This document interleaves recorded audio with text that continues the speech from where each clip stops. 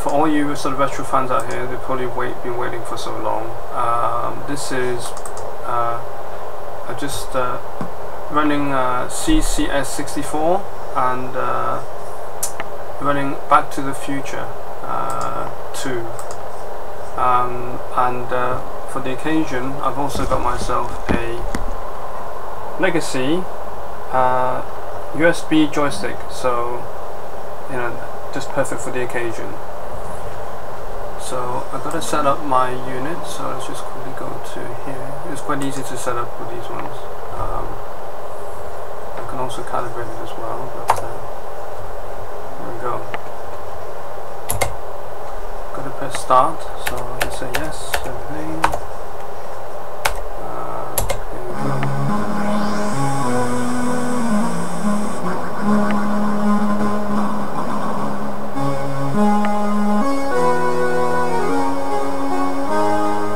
Fire.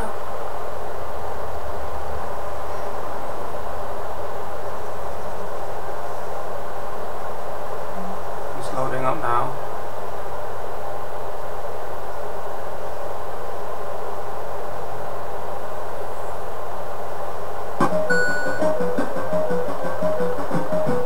There's fire. Here we go.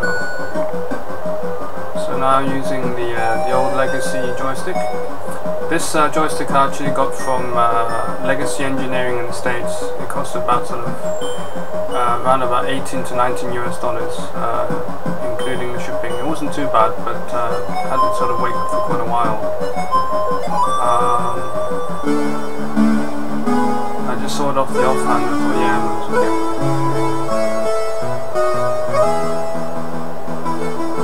This one hasn't got any sort of micro switches on the joystick, so you can't hear any clicking noises, but as I say, it's more than sufficient for sort of any of the old games that I'm going to play.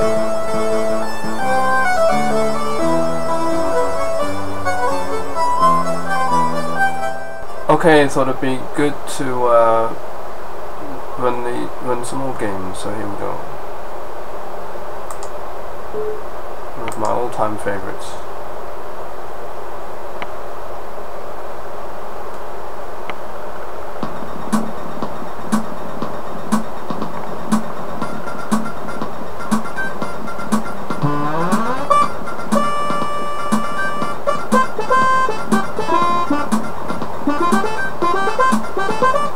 I used to play this for hours when I was young.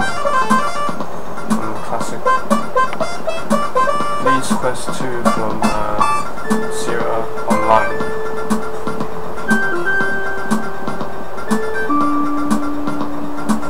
Yeah, I literally played most of the series, so yeah, absolutely sort of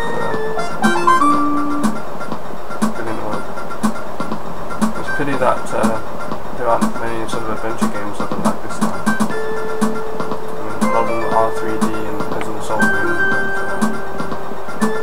this production was sort of quite different. I think that's why I sort of enjoyed it as well.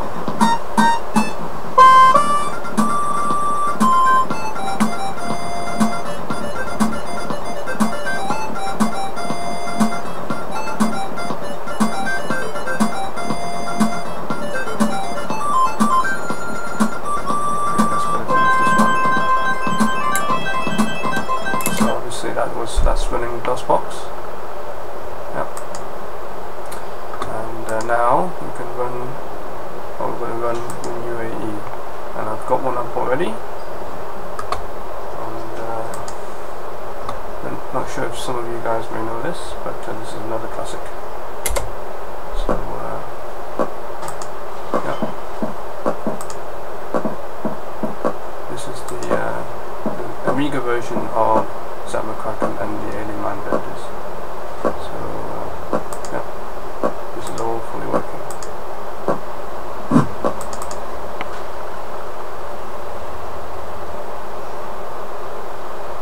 And the timing is a little bit slow because I've set it to sort of native Amiga timing, so it'll simulate the effects of like loading a disc. But there you go. Let's turn on the TV. Oops, I forgot, couldn't move it. Now it's going to run the thing. But that's that's generally your virtual game. Okay, so I thought to run ISIS. So yeah, here we go. I'm running it on the 64-bit version, so here we go.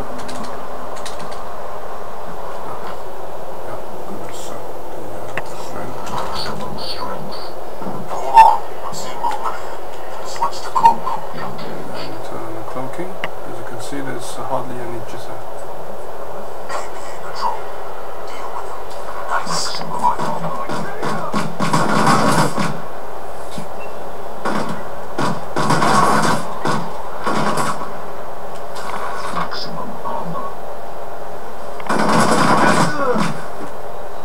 Yep, it works fantastic. So it's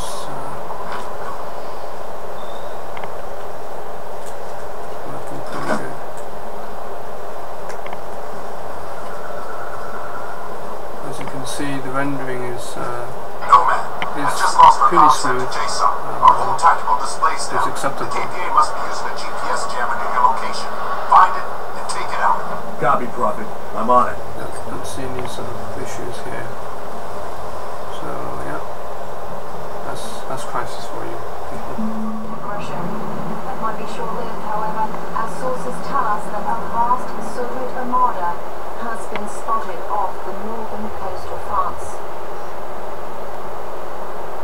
So here I am, running sort of one of the more popular franchises for PC gaming. It's, you may recognize it as Command & Conquer Red Alert 3. I've been told that you're a very capable officer. Let's hope this assessment is correct. As all our senior commanders, as you can see, the video playback from the disc is pretty smooth.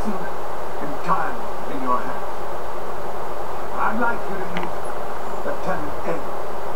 She will be your intel officer and communications liaison. Glad to have you on board, sir. Field Marshal, the President is ready for you. Okay, let's skip right here. I'd like you to meet our new So, I'm going to do a solo campaign. Soviets have conquered much of Europe. Just press continue. The Soviet Union is in weapons warfare. We must do everything possible. Just going to see what the load up is like. Brighton Beach is under siege by Soviet forces. The city must be liberated so we can bolster our defences against additional waves. As you can see, the playback is pretty We're smooth. mustering defences. Please make do with speakers and attack dogs for now. The 3D is more general quality. Let's go ahead. I have to use some of the keys here.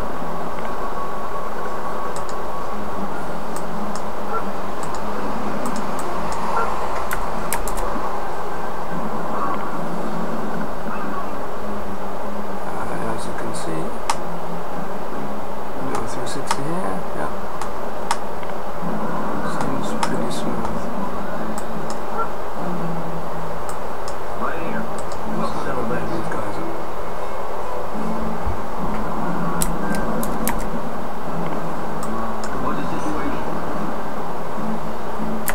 Have it.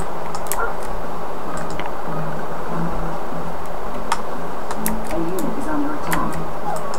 Unit lost. Please keep ready for contact. What is the situation?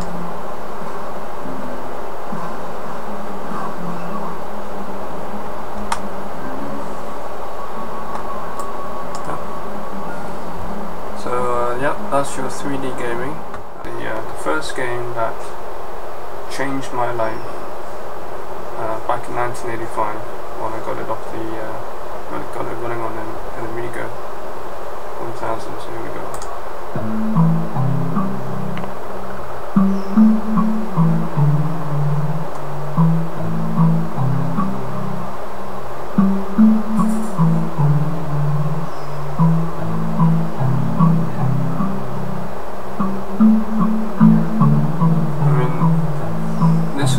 Obviously this is a sound file, but this was the sort of music we were getting out from an old, the old Amiga 1000. So imagine is literally like a year after, and a bit after I had a Spectrum Plus, that this sort of game came out with incredible looking graphics and sound. You can imagine the influence that that Commodore, or at least the Amiga, had made sort of in our lives. It had completely changed it forever.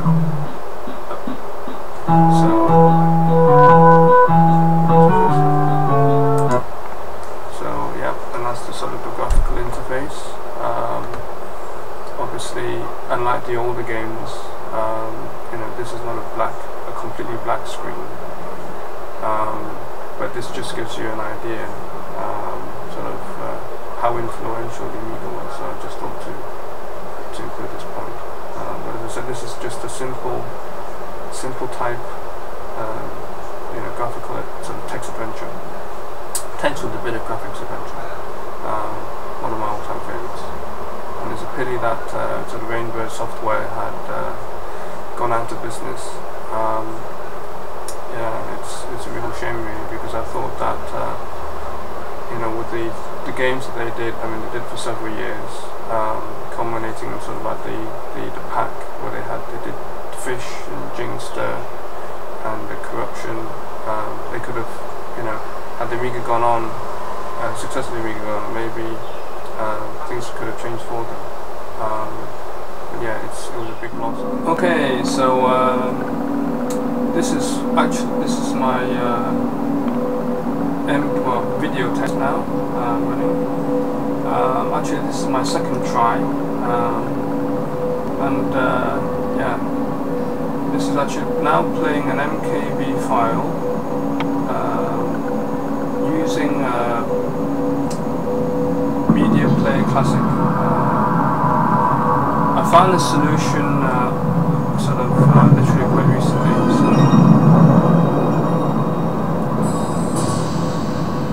So if I'm focusing on the camera. But yeah, this is now playing an MKV file, 1920 by 1080p at the full spec. This is straight off of Bluray, Bluray disc. As you can see, it's completely smooth. This is 1080p now basically. So yes, this is a fully capable HT PC. So if you're going to use it for sort of media stuff, you know, in home cinema, yeah, it's going to be fantastic. I was very surprised this could actually do it. Very, very surprised.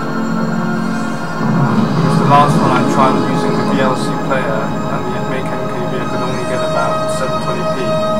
And I've read somewhere that they said that, you know, the dual Atom couldn't do 1080p, but I've been completely blown away by this. So this is a real big surprise. It's literally pin sharp. So yeah, I'm really glad of this. So there you go, that's your HD playback, Blu-ray playback. So I've run that version of Passmark, version 7, to see what the speed of the machine is. And this is the result. The machine is pretty impressive. Passmark rating is 480.6. That's the overall Passmark. But it scores sort of quite heavily on the disk side, the memory, and the CPU. Not so much on 2D graphics. 3D is sort of reasonable. Yeah, it seems to be alright. In the actual 3D section, I noticed on the lower frame rate, well, sort of lower rendering, it got about 120, 130 frames per second on one part of the section. I think it's this one here. Yeah, simple one had a lot more. The medium one had about 113. And it's only the complex one that they had sort of low scores, but it's generally quite acceptable. And same with the memory. Memory memory read cache is almost over 900 meg in cached memory, so it's pretty fast memory read. Uncached is 800. Memory write is 789. So yeah, overall it's a speedy unit.